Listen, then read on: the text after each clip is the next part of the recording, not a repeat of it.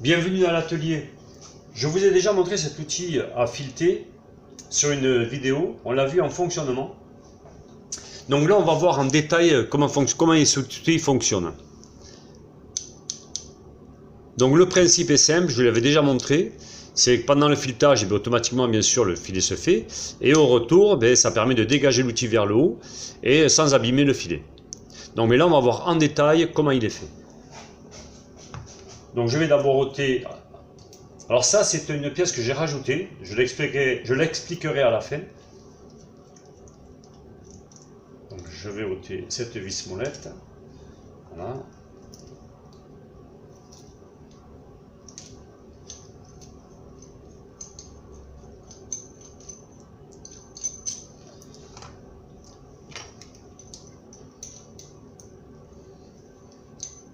Donc là, je peux ôter l'outil.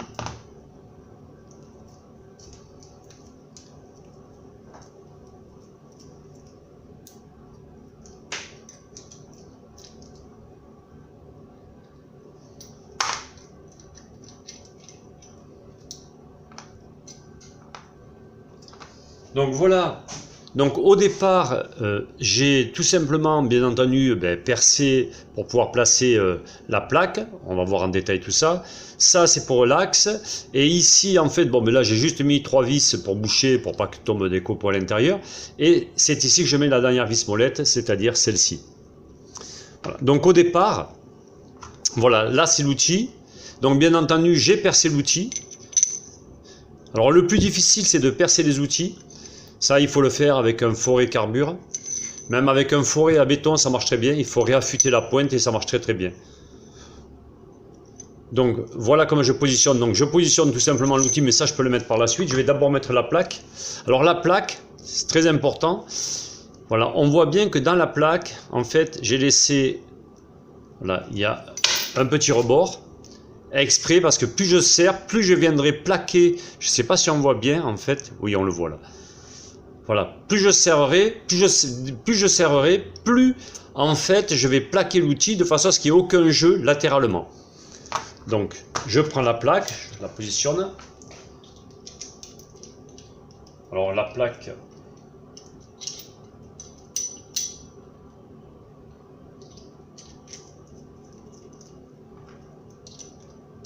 elle n'a pas de sens, hein.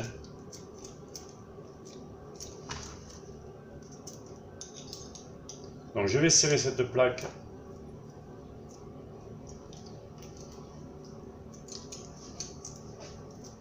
Voilà, juste de quoi laisser passer l'outil sans problème. Voilà, une fois que je place mon outil, donc, et c'est là en fait où je vais mettre cette vis. Donc on voit bien pareil pour cette vis. Là, c'est plus fin que le trou, de façon à pouvoir me laisser un peu de jeu, sinon ça bloquerait tout. Voilà, donc ensuite je visse cette molette à l'arrière. Voilà, je serrerai, je réglerai après parce que pour l'instant on voit bien que j'ai du jeu latéralement, donc ça c'est pas bon du tout. Ensuite, la dernière molette, la dernière vis molette, celle-ci, elle va me permettre, en fait tout simplement, pendant la remontée de l'outil, alors j'ai oublié de dire bien entendu que, il faut que je le montre. Ici j'ai, voilà, je ne sais pas si on va bien le voir. Là, j'ai usiné, je ne sais pas si ça rendra bien sur la vidéo. Voilà, ici, j'ai enlevé de la matière, en fait. Et ici aussi. Voilà, on voit là, on voit peut-être mieux ici. Voilà, là, on voit que j'ai enlevé de la matière. En fait, là et là, de façon à ce que l'outil puisse bouger, puisse remonter. Donc, je remonte, je place cette vis. Voilà, donc, et je place cette vis. Voilà. Maintenant, tout est placé, mais seulement là, j'ai du jeu, latéralement. Donc, ce jeu, je vais le régler tout simplement grâce à cette plaque. Voilà. Je vais essayer de me placer assez près pour qu'on puisse bien voir. Donc, maintenant, j'ai le coup, hein, donc en fait, voilà.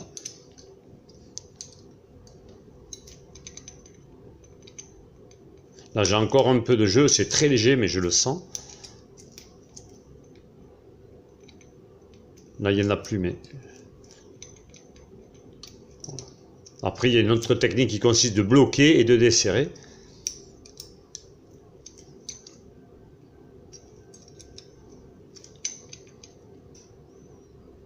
Là, j'ai plus de jeu. Je peux le serrer un peu plus, mais je ne voudrais pas le bloquer. Il faut que ça puisse en même temps rester libre dans la montée et n'avoir aucun jeu latéral.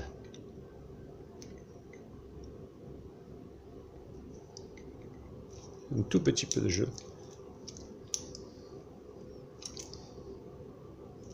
Maintenant, je serre à l'arrière.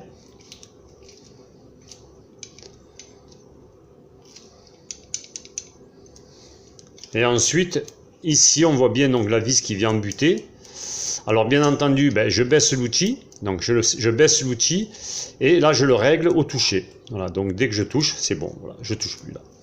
Donc, c'est bon. Donc, maintenant, en force, quand il y aura le filetage, automatiquement, non seulement l'axe maintient, mais avant, il n'y avait que l'axe. Donc, tout était supporté par l'axe. Et maintenant, bien entendu, il y a la vis qui appuie dessus. Donc là, il n'y a plus aucun problème.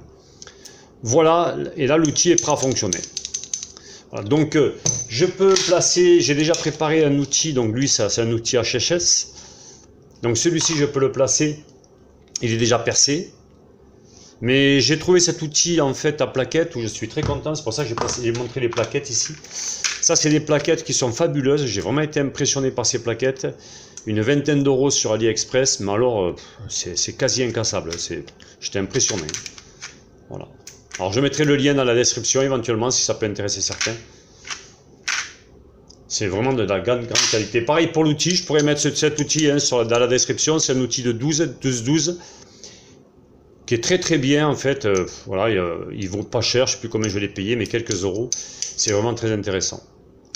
Voilà, ça m'a permis, parce que le problème c'est qu'avec un outil comme ça, si je viens à casser la pointe, après c'est fini. Bon, à un moment donné, ça peut être embêtant parce que j'ai qu'un outil, alors que là, au fur et à mesure, je change les plaquettes, c'est quand même plus pratique. Bon, ça, c'est une petite parenthèse.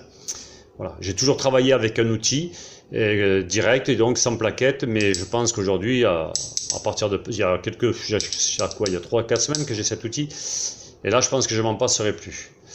Voilà pour la petite description de ce dispositif en fait à fileter avec remontée automatique de l'outil. Si ça peut aider certains, il n'y a pas de souci. Voilà, je mettrai dans la description ce que j'ai dit là, les plaquettes et puis l'outil. Je vous souhaite une bonne journée.